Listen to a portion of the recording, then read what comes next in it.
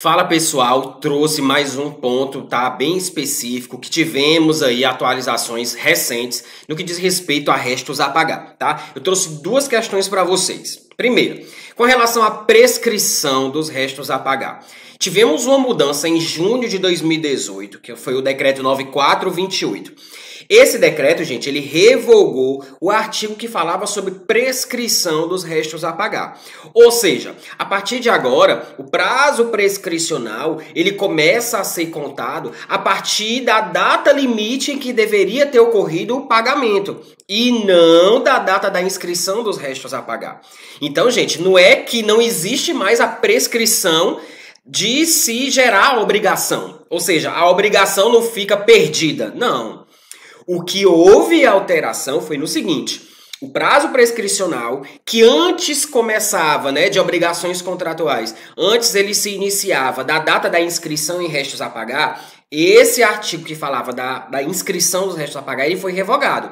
Ou seja, agora você começa a contar o prazo prescricional de 5 anos a partir da data em que deveria ter ocorrido o pagamento. Tá certo?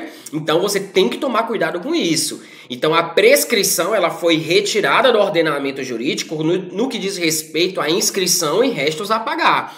Mas ainda prescreve, de acordo com o instrumento contratual, em 5 anos, mas agora a partir da data em que deveria ter ocorrido o pagamento. Tá certo? Cuidado com isso. E se for uma reparação civil, prazo prescricional vai ser de 3 anos. Tá lá no Código Civil, no artigo 206, parágrafo 3º. Tá certo? Então, obrigação contratual, 5 anos, contados a partir da data em que deveria ter ocorrido o efetivo pagamento. E se for reparação civil, 3 anos, artigo 206 do Código Civil, tá? Trouxe também, gente, mais uma observação que diz respeito à reinscrição de restos a pagar. Tomem cuidado, gente, isso aqui é novidade, tá? Olha, vocês sabem que os restos a pagar, eles têm, não processados, eles só vão ser inscritos se decorrer de alguma daquelas situações lá do artigo 35 do decreto 93872. Quais são as situações? Vigente o prazo para o credor cumprir sua obrigação, seja de interesse da administração que aquela obrigação seja cumprida, se destinar a transferências a instituições públicas ou privadas, ou se for para compromissos assumidos no exterior. Então, se enquadrar a despesa numa dessas situações, pode haver inscrição de restos a pagar não processados. Entretanto, gente, existem restos a pagar que nem sequer são bloqueados, tá certo? Se não são bloqueados, eles não são cancelados. Quais são esses que nem sequer são bloqueados? As despesas relativas com gastos do Ministério da Saúde e aquelas que estão destinadas a emendas impositivas com indicador de resultado primário número 6. Tá certo? Essas, gente, nem sequer são bloqueadas. Se elas não são bloqueadas, elas não são canceladas nessa data, de 30 de junho do segundo ano subsequente ao ano da inscrição.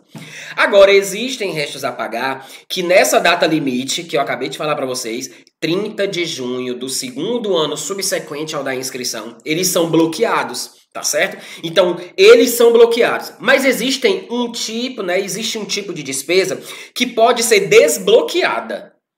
Tá certo? Então, quando ela é desbloqueada, é quando ocorre a sua reinscrição. Que tipo de despesa é essa? São aquelas despesas que são executadas diretamente pelo próprio órgão, executor, ou mediante descentralização. Se essa despesa vai ser executada pelo próprio órgão ou mediante descentralização, cujo início da execução da despesa tenha se iniciado até esse prazo de 30 de junho do segundo ano da inscrição, aí sim, eles podem ser desbloqueados, que a gente chama de reinscritos, com a obrigação de serem liquidados até o fim do ano seguinte ao ano do desbloqueio. Tá certo? Bagunçou um pouquinho? Preste atenção. Lembrem-se, primeiramente, eu só posso inscrever em restos a pagar não processados se aquela situação se enquadrar no artigo 35 do decreto 93872 de 86. Quais são as situações? Vigente o prazo para o credor cumprir sua obrigação, seja de interesse da administração que o credor cumpra aquela obrigação, se a liquidação estiver em curso, se aquela despesa se destinar a instituições públicas ou privadas, ou se tratar de compromissos assumidos no exterior. Pronto. Se enquadrou nessas situações? Sim. Se ele estiver dentro dessas situações, os restos a pagar não processados, eles terão validade até quando para ser liquidados? Até 30 de junho do segundo ano subsequente ao ano da inscrição. Pronto. Chegou em 30 de junho, estava naquelas situações, não foram liquidados, eles são automaticamente bloqueados pela Secretaria do Tesouro Nacional. São bloqueados. Pronto. Entretanto, existem dois tipos de despesas que, mesmo que não tenham sido liquidadas nesse prazo de 30 de junho do segundo ano subsequente, eu vou ficar repetindo até vocês gravarem, tá certo? Tem alguns tipos de despesa que, mesmo chegando nessa data, se não tiver sido liquidado, não vai ser bloqueado pelo sistema. Quais são essas despesas? Os gastos relativos com o Ministério da Saúde e os relacionados a emendas impositivas com indicador de resultado primário número 6. Pronto. Esses dois nem sequer são bloqueados e, se não são bloqueados, não são cancelados. Então vai ter um prazo aí para poder cumprir a liquidação, tá certo? Agora existem alguns tipos de despesas que chegam nessa data de 30 de junho do segundo ano depois da inscrição, que são o quê? Bloqueadas. Pronto. Se enquadrou naquelas situações que eu falei do 35, chegou nessa data de 30 de junho do segundo ano posterior ao da inscrição, bloqueia. Entretanto, tem um tipo de despesa que pode ser desbloqueada, que é o que a gente chama de reinscrição. Quais são? As despesas executadas diretamente pelos órgãos ou mediante descentralização. Esse é o fenômeno que a gente chama de reinscrição. Lembrando, quando eu faço o desbloqueio, eu ganho aí até o final do ano seguinte ao ano que eu desbloqueei para poder liquidar, tá certo? Então, digamos, se eu faço o desbloqueio exatamente no dia 30 de junho, ou seja, dia 30 de junho desbloqueia.